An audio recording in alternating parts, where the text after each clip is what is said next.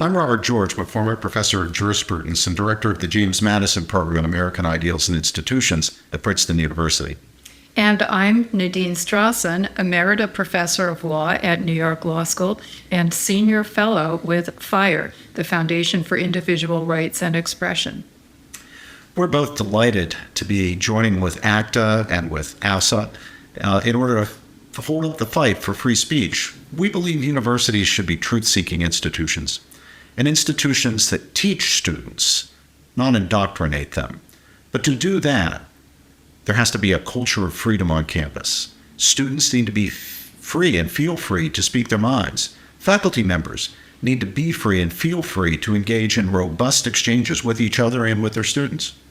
And unfortunately, public opinion surveys on campuses around the country consistently show that distressingly high percentages of both faculty members and students feel chilled and dare not express opinions on really important topics, including race, gender, police practices, immigration. Indeed, many of them say they fear even addressing those topics at all, and for fear of disproportionately harsh retaliation or social ostracism.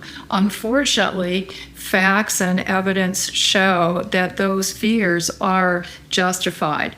No matter how strongly speech protective First Amendment law is, there isn't really going to be free speech on campus unless we overcome this suppressive culture with a free speech culture. We want our students to be people of conviction. We want our students to be willing to act on their convictions. I do that. Nadine does that. But we don't want our students to be ideologues. We don't want our students to be dogmatists. We want our students to understand that they are fallible. We are all fallible. And that means we need to listen to each other and learn from each other. Civil discourse is not just sitting politely and hearing somebody else talk and then waiting your turn and then talking. No, civil discourse is actually listening to another person, considering that I might have something to learn from that person.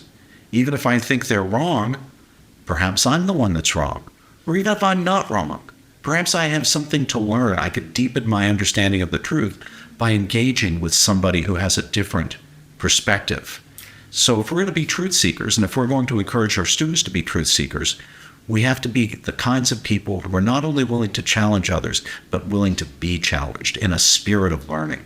And given how crucial this kind of open, robust discourse is, not only for the essential truth-seeking mission of the universities to the benefit of all of society and to the detriment of all of society if that function is not fulfilled, it is also essential for forming citizens who will be engaged in the democratic political process.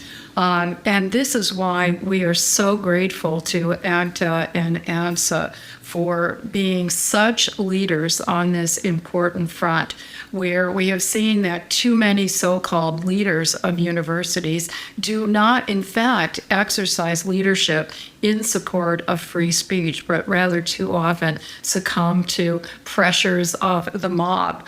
Distressingly, even small numbers of protesters, disruptive protesters, can result in shutting down discourse and deplatforming. So it is really wonderful that we have another important constituency of the university, namely alumni, who are entering into this fray to really put a lot of, to be role models, to be mentors, to be galvanizers and inspirers of other constituents of the campus community. So some of your alumni organizations have been wonderful in stirring up and adding encouragement to faculty groups and to student groups, and to effectively putting encouragement, shall we say, on administrators who might not otherwise be speech supportive. We're on your team, and we're delighted to have you on our team. We're very sorry that we're unable to be there with you in person this year. I was delighted to be with you in person during your very first historic gathering, but we're very happy to be able to be there vicariously.